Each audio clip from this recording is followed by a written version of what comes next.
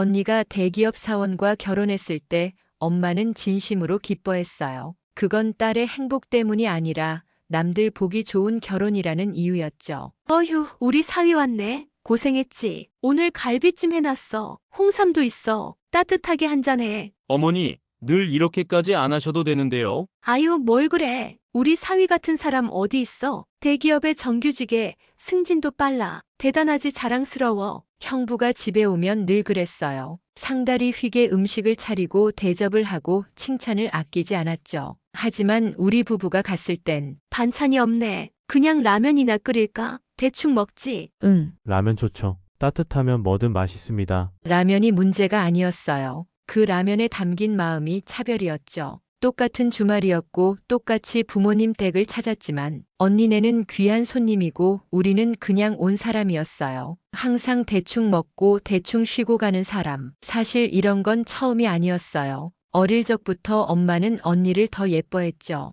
예쁘고 똑똑하고 늘 1등하고 친구들한테 인기 많고 반면 전 평범했고 눈에 잘 띄지 않았어요. 대학도 달랐어요. 언니는 스카이, 저는 지방 전문대. 언니는 잘 나가는 회사 취업해서 바로 결혼. 저는 미용실에서 청소부터 시작했어요. 그때부터 엄마 눈에 저는 점점 작아졌어요. 얘는 그저 그런 애. 그렇게밖에 안 되는 애. 언니는 이랬는데 넌 왜 그 모양이니? 그래도 저는 저대로 열심히 살았어요. 사랑하는 남자를 만나 결혼했고 작지만 소중한 가정을 꾸렸고 자영업으로도 어느 정도 자리 잡았어요. 그런데 엄마는 제 남편을 인정하지 않았어요. 어느 날 가족 행사에서 삼촌이 그러더군요. 야, 첫째 사위는 진짜 잘 골랐다. 대기업 정규직이면 이젠 걱정 없겠네. 근데 둘째 사위는 배달 일 한다며? 오토바이? 에이, 요즘 그런 건 좀 그렇지 않아? 나도 좀 그랬지 뭐. 그래도 성실하긴 해. 성격도 좋고 뭐 그런 게 어디야. 그 말 수백 번은 들었어요. 성실하긴 해. 사람은 좋아. 그 뒤엔 항상 그래도가 붙었죠. 그래도 아깝다. 그래도 언니랑 비교되네. 남편은 참았어요. 늘 웃었고 괜찮다고 했고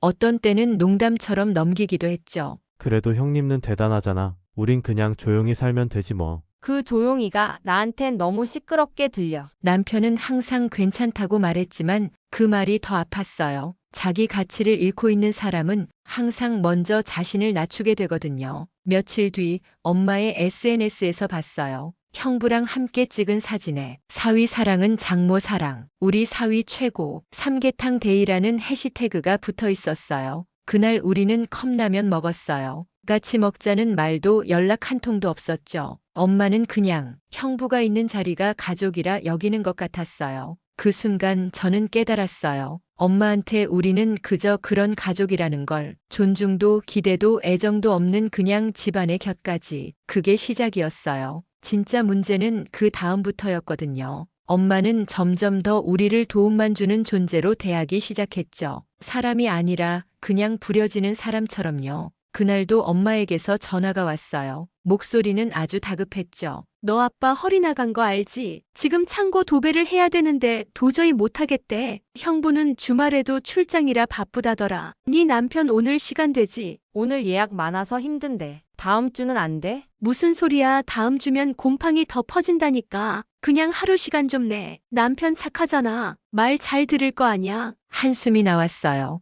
이건 부탁이 아니라 그냥 지시였어요. 오빠 엄마가 오늘 좀 도와달래. 아빠 허리 다쳐서 창고 도배 못한대. 아, 그래? 알았어. 내가 예약 시간 비워놓고 다녀올게. 그날 남편은 오전부터 먼지 뒤집어 쓴 채 혼자 페인트, 석고, 벽지 붙이는 걸 다 했어요. 에어컨도 안 나오는 더운 창고에서 하루 종일 땀을 흘렸죠. 아버님이 안타깝더라. 본인도 답답하신데 몸이 말을 안 들으니. 집에 돌아온 남편의 손엔 붕대가 감겨 있었어요. 배인 줄도 모르고 작업하다가 피가 많이 났다더군요. 그날 엄마가 준비해준 저녁은 없었어요. 엄마가 밥은 안 줬어? 아니, 그냥 짜장면 시켜줬어. 나도 말 안 하고 먹긴 했지 뭐. 남편이 허겁지겁 혼자 짜장면 먹는 모습을 상상하니 숨이 턱 막혔어요. 다음 날 엄마한테 전화를 했어요. 엄마 어제 도배한 거 고맙단 말은 했어? 고맙단 말은 뭘. 네 남편도 가족인데 가족끼리 그런 걸 일일이 말해야 하니? 가족이니까 더 고맙다고 해야 하는 거 아냐? 얘는 왜 이렇게 예민하니? 형부는 바쁘니까 못 온 거고 네 남편은 시간 되니까 한 거지. 별것도 아닌 걸로 트집을 잡고 그래. 엄마는 가족이니까 라며 남편의 희생을 당연하게 여겼어요. 하지만 형부에겐 한 번도 그렇게 말한 적 없었죠. 형부가 잠깐 전등 하나 갈아줘도 엄마는 고개를 숙이며 말했어요.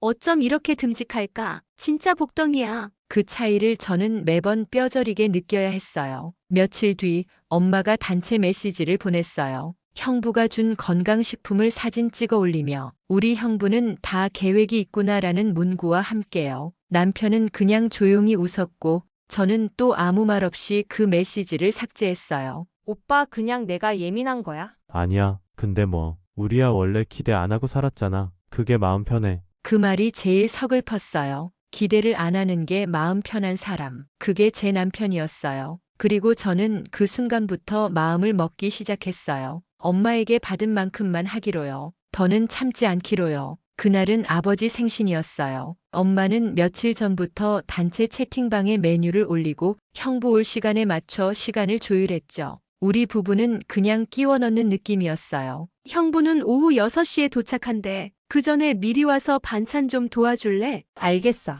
오빠 일이 끝나면 같이 갈게. 아유, 그냥 너 먼저 와서 도와. 어차피 네 남편은 요리도 못하잖아. 아무렇지도 않게 말하는 엄마의 말투에 익숙하면서도 또 상처받았어요. 그날 저녁 엄마는 형부 자리에만 수삼구이랑 갈비찜을 따로 덜어줬어요. 우리 사위는 요즘 피곤하다며? 이거 보양식이야. 전복도 넣었고 이건 사위 먹게 따로 뒀어. 남편 앞에는 미리 식은 잡채랑 계란말이만 있었어요. 엄마는 남편 눈도 마주치지 않았죠. 어머니, 저는 괜찮아요. 그냥 다 같이 먹죠. 아니야, 일하느라 고생했는데 이 정도는 해줘야지. 엄마 우리도 일하느라 고생하긴 했어. 그냥 골고루 먹자. 너는 왜 이렇게 예민하니? 그냥 좀 넘어가면 안 돼? 그날 이후 엄마의 SNS엔 형부와 찍은 사진이 올라왔어요. 그 사진 속 테이블엔 우리가 함께 있었던 흔적은 없었어요. 오빠 나만 이상한 거야? 그냥 엄마가 형님을 더 좋아하나 보지. 괜찮아. 우리끼리 잘 살면 되잖아. 남편은 늘 웃었어요. 하지만 전 그날 이후 조금씩 한계에 다다르고 있었죠. 며칠 뒤 엄마 생신이 다가왔어요. 언니는 꽃다발이랑 명품 스카프를 준비했고 형부는 반지를 건넸죠.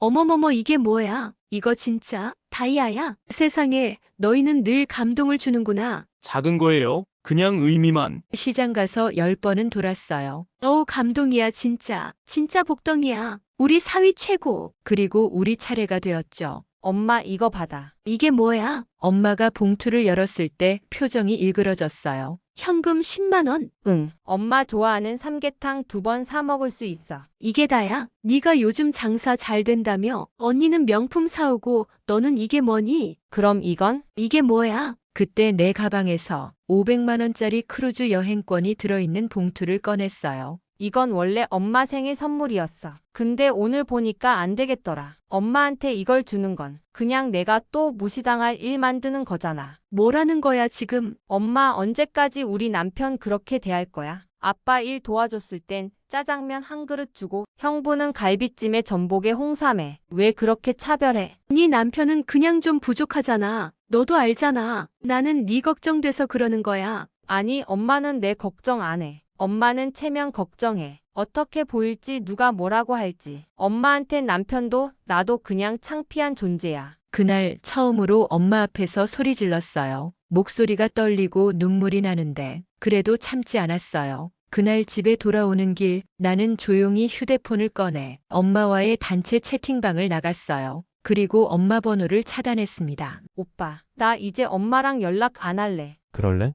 응, 너무 오래 참았어. 이제 내가 나를 좀 지켜야 할 것 같아. 그래. 잘했어. 너만 힘든 거 나도 알고 있었어. 그날 밤 아무것도 안 했는데 눈물이 줄줄 났어요. 억울해서가 아니라 이제야 끝났다는 해방감 때문이었죠. 며칠 뒤 언니한테서 연락이 왔어요. 너 요즘 엄마랑 연락 안 하지? 응, 아예 차단했어. 엄마가 요즘 좀 이상해. 이상해? 형부랑도 사이 안 좋아. 사실 너한테 말 안 했는데 엄마가 형부 시어머니 때문에 많이 힘들었었어. 뭐? 형부네가 보수적이잖아. 엄마 처음 만났을 때부터 한국 시골 여자라고 무시했대. 말 안 통한다고, 음식 냄새 난다고, 진짜 말 못할 일 많았어. 그럼 왜 이제서야 말해? 엄마가 말하지 말랬어. 오히려 형부 체면 생각해서 덮었고, 엄마가 형부한테 그렇게 하는 이유. 사실은 자격지심이야. 존중받고 싶었던 거지. 순간 머리가 띵했어요. 엄마가 형부를 특별히 챙긴 이유가 사랑이나 인정이 아니라 자신이 무시당한 걸 복구하려는 기괴한 보상 심리였던 거죠. 그럼 우리 남편은? 넌 그 반대였던 것 같아. 편하고 만만하니까 더 막대했던 것 같아. 엄마가 말했었어. 둘째 사위는 착해서 뭐든 부탁할 수 있어. 그래서 고마운데 왠지 안쓰러워. 그게 엄마 방식이었던 것 같아. 그 말이 더 마음 아팠어요. 우리 남편은 언제나 다정했고 그 다정함이 결국 무시당하는 이유가 되었다니. 그리고 엄마 요즘 병원 다녀. 스트레스성 위염이 심해서 거의 못 먹고 있대. 내가 걱정해야 해? 아니, 그냥 알려주고 싶었어. 언젠간 화해할 수도 있으니까. 그날 밤 남편이 조용히 제게 물었어요. 혹시 나 때문이야? 아니, 그 누구 때문도 아니야. 엄마는 엄마 문제고 우린 우리답게 살면 돼. 그날부터 나는 엄마 없는 세상을 연습하기 시작했어요. 그리고 처음으로 우리 가족이라는 울타리를 진짜 의미로 만들고 싶었어요. 엄마와 연락을 끊고 나서 처음엔 허전했어요. 하지만 그 빈자리를 남편이 그리고 우리 둘만의 시간이 채워줬어요. 오늘 예약 몇 팀 남았어? 이제 한 팀. 근데 그 손님, 예전에 우리 샵 왔던 연예인 스타일리스트야. 뭐 또 오신 거야? 이번엔 뭔가 될 것 같은데? 그 예감은 틀리지 않았어요. 그 손님이 SNS에 샵을 올린 이후 예약이 폭발적으로 늘었고 일주일 뒤엔 뉴스 인터뷰 요청까지 들어왔어요. 사람들은 우리를 성공한 부부라 했지만 그 누구도 알지 못했죠. 우리가 그 말 한마디에 따뜻한 밥 한 그릇에 얼마나 목말라 했는지를. 오빠, 우리 진짜 여기까지 왔다. 그래, 다 너 덕분이야. 아니야. 우리 둘 다 잘 버텼어. 누가 뭐래도 우리 가족이잖아. 그리고 어느 날 기적 같은 소식이 찾아왔어요. 오빠, 나 임신이래. 진짜? 와, 진짜야? 응, 우리 아기야. 그 순간 나는 확신했어요. 더는 누군가의 딸이 아닌 누군가의 엄마로 살아가고 싶다고. 나와 남편 그리고 우리 아이를 위해서 나쁜 사랑은 이제 그만하자고. 며칠 뒤 언니한테서 다시 연락이 왔어요. 엄마가 너 샵 잘 된 거 봤어. 몰래 영상 찾아봤대. 엄마가 그러더라. 우리 딸 저렇게 잘하고 있었네. 그래서 혹시 아기 생겼단 얘기 엄마한테도 전해줘도 돼? 아니, 아직은 싫어. 그걸 기뻐할 자격이 있는 사람한테만 말할래. 이기적인 걸까? 하지만 난 이제 내 가족부터 지킬 거예요. 엄마는 여전히 내게 상처를 준 사람이지만 그게 내 삶 전체를 지배하게 두지 않을 거예요. 나 이제 괜찮아. 엄마가 없어도 누구랑 비교하지 않아도 나는 지금 충분히 행복해. 어느 날 샵 앞으로 낯익은 그림자가 지나갔어요. 머리를 짧게 자르고 평소보다 수척해진 얼굴. 엄마였어요. 그냥 스쳐 지나가기만 했어요. 창밖에서 망설이던 그 모습. 예전 같으면 뛰어나가 불렀을지도 몰라요. 하지만 그날은 그러지 않았어요. 그저 조용히 가게 문을 닫고 안에서 조명을 낮췄어요. 누구였어? 그냥 지나가는 사람. 나는 그날 처음 알았어요. 용서가 항상 말이나 행동으로 완성되는 게 아니라는 걸. 그냥 더 이상 미워하지 않는 것, 그리고 다시 기대하지 않는 것. 며칠 뒤 언니가 편지를 하나 보내왔어요. 엄마가 너 샵 앞에 갔다 왔다더라. 문 앞까지 갔는데 한참을 못 들어갔대. 그냥 보고만 왔대. 돌아오면서 그러더라. 이젠 내가 그 아이 앞에서 할 말이 없다고. 그 편지를 읽으며 잠깐 울컥했어요. 하지만 눈물은 오래가지 않았어요. 이제는 감정도 미움도 내 중심에서 한 발짝 멀어진 듯 했죠. 산책 갈래? 오늘 날씨 좋대. 응, 우리 아기한테도 바람 좀 쐬게 해주자. 나는 이제 누군가의 인정을 기다리지 않아요. 누군가의 기대를 채우기 위해 내 삶을 구기지 않아요. 엄마가 언젠가 다시 올지 아니면 그냥 그렇게 멀어질지 나는 모릅니다. 하지만 하나는 확실해요. 나는 내 삶을 내 방식대로 살아가기로 했다는 것. 끝없이 비교받았던 어린 날의 나에게, 그 모든 말들을 견디며 웃던 남편에게, 그리고 이제 태어날 우리 아이에게 이 말만은 해주고 싶어요. 우리는 우리가 된 것만으로도 충분해.